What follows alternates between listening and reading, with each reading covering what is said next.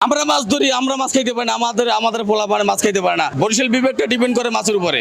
হ্যাঁ, অথচ টোটাল মাছগুলো তারা ভারতে নিয়ে যাইবে। মনের ভিতর জমে থাকা এমন ক্ষোভের অবসান হতে যাচ্ছে।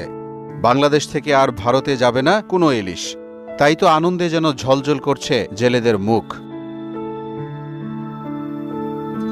জেলের মুখে এই হাসি বলে দিচ্ছে জালে ধরা পড়ছে প্রচুর ইলিশ। পাথরঘাটা বিএফডিসি মৎস্য অবতরণ কেন্দ্রে সরেজমিনে গিয়েও দেখা মিলল ট্রলার ভরে মাছ শিকার করে ঘাটে ফিরছে জেলেরা।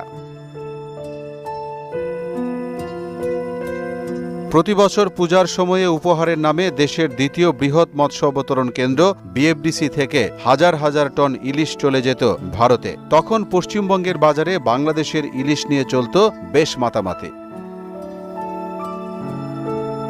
পক্ষান্তরে বাংলাদেশের উপকূলীয় অধিকাংশ মধ্যবিত্ত বা নিম্নবিত্ত